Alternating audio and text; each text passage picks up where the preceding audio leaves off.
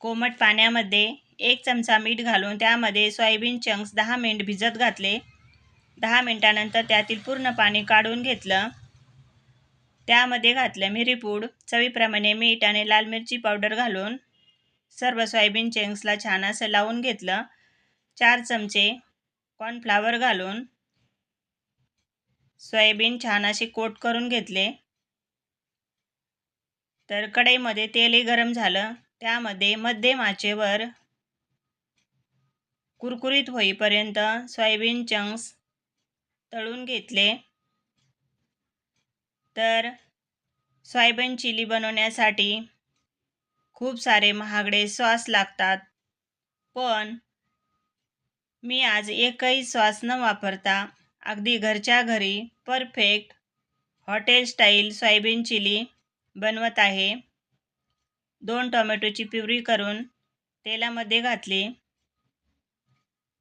तसेच त्यामध्ये बारीक कट केलेला कांदा घालायचा, शिमला मिरची घालायची. तर ह्या भाज्या जास्त न परतता हलक्याशा परतून घेतल्या. 2 ते 3 हिरवी मिरची घातली, आलं लसूण पेस्ट,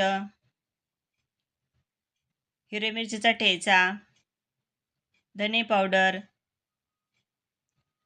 तर मसालेही छान असे परतून घ्यायचे आणि त्यामध्ये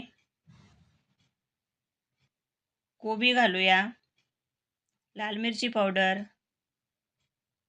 खूप सारी कोथिंबीर घालून मिक्स करून घेतलं. चवीप्रमाणे मीठ घातलं, 1 चमचा साखर घातली आणि एक अर्धा लिंबू पिळून घेतलं. तर आता यामध्ये 1 चमचा कॉर्नफ्लॉवरची स्लरी करायची आणि ती यामध्ये घालायची, मिक्स करून घ्यायचं आणि त्यामध्ये लगेचच सोयाबीन चंक्स घालून हलवून घ्यायचं. तर व्हिडिओ पाहत असाल तर एक छोटीशी रिक्वेस्ट आहे, चॅनलला जर सबस्क्राईब केले नसेल तर प्लीज चॅनलला सबस्क्राईब करा. धन्यवाद.